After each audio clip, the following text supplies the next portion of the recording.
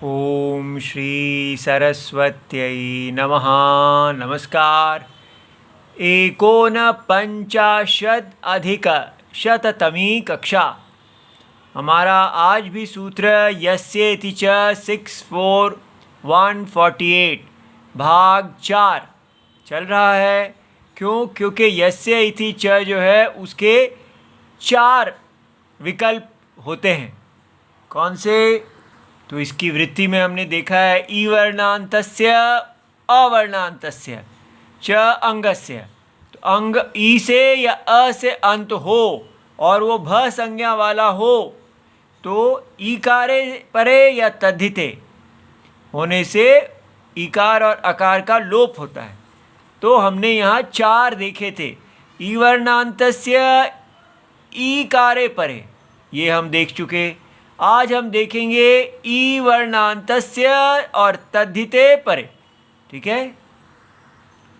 तो ई वर्णांतस्य अंगस्य भस्य तद्धिते परतः लोपो भवति।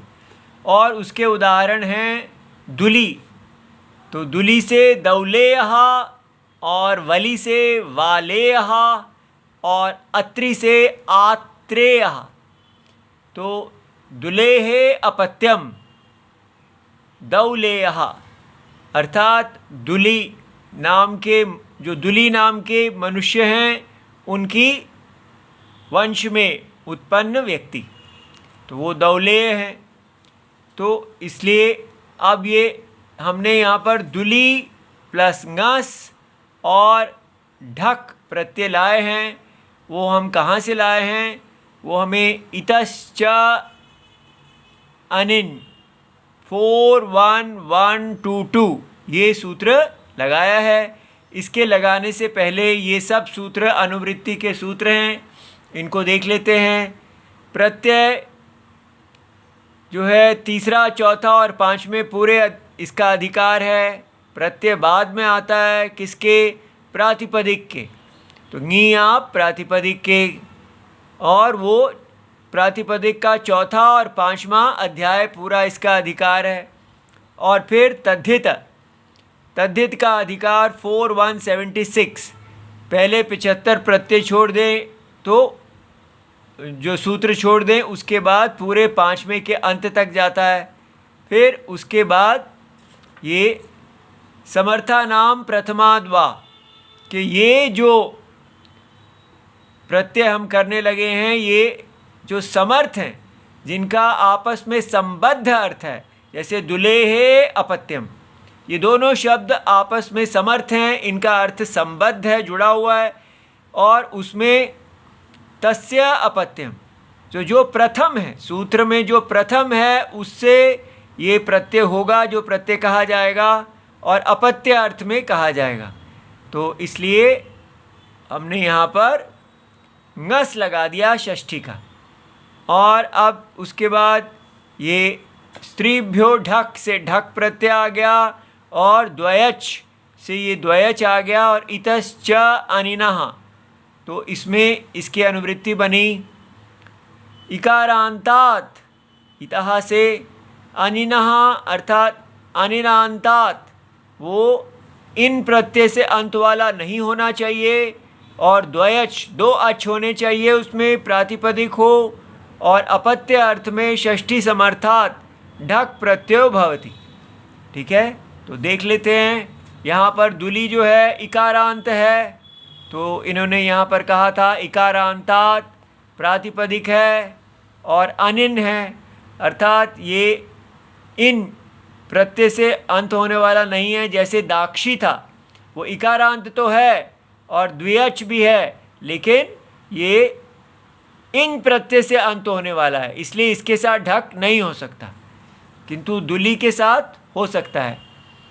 और उसके बाद ये द्विअच है अर्थात द उ ल ई, तो 2 अच हैं इसके अंदर। अगर 2 से ज़्यादा होते तो ये नहीं हो सकता था, ये ढक प्रत्यय नहीं लगता। तो अब हमने इसमें दुली प्लस ढक लगा दिया, और वो जो ngस है उसका कृत तद्धित समासश्च, तो कृदंत हो या तद्धित अंत हो, तो ये प्रत्यय ढक होने से तद्धित अंत है, इसकी प्रातिपदिक संज्ञा हो गई। और सुपो धातु प्रातिपदिक योहो ने कहा कि धातु का अवयव या प्रातिपदिक का अवयव सुप जो है उसका लुक होता है, तो घस का लुप हो गया।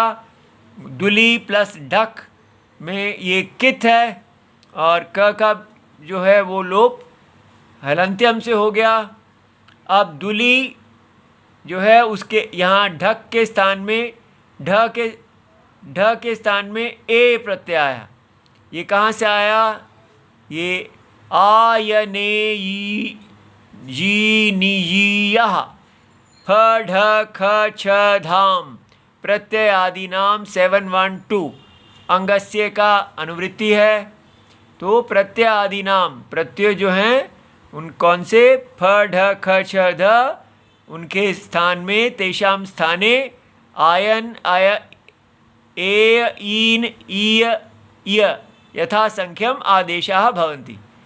तो ढक के स्थान में जो ढ है आधा ढ, इसके स्थान में ई आ गया तो ढ, और इस प्रकार ये ई आ जाने से दुली ई अ ऐसा, और फिर द उ ल।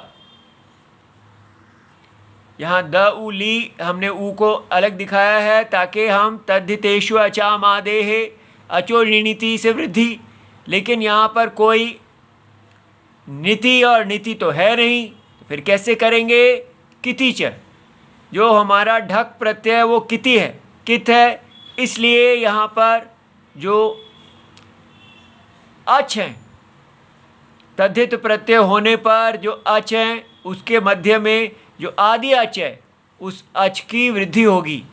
तो हम आ ऐ औ वृद्धि के वृद्धिरादेश ने बताया कि ये 3 वृद्धि के संज्ञा हैं इनकी, और स्थाने अंतरतमः से हमें पता चला कि औ जो है वो ऊ के सबसे सदृश है, तो दौली ए बन गया। और उसके बाद यचि भम स्वादिषु सर्वनाम स्थाने से यकारादौ या अजादौ जो प्रत्यय हैं किसमें? स्वादि में।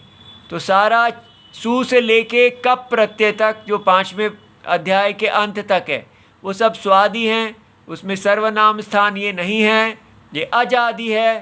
तो अजादि होने से इसकी भम भ संज्ञा हो गई।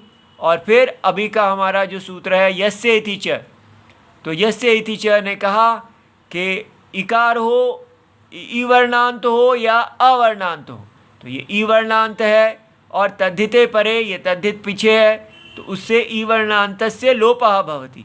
ई का लोप हुआ तो बन गया दौ ले य, और सु लाने से फिर उसका अकेला स रह गया, उसका विसर्ग कार्य किया, तो इसका प्रथमा विभक्ति एक वचनम दौलेयः शब्द बन गया।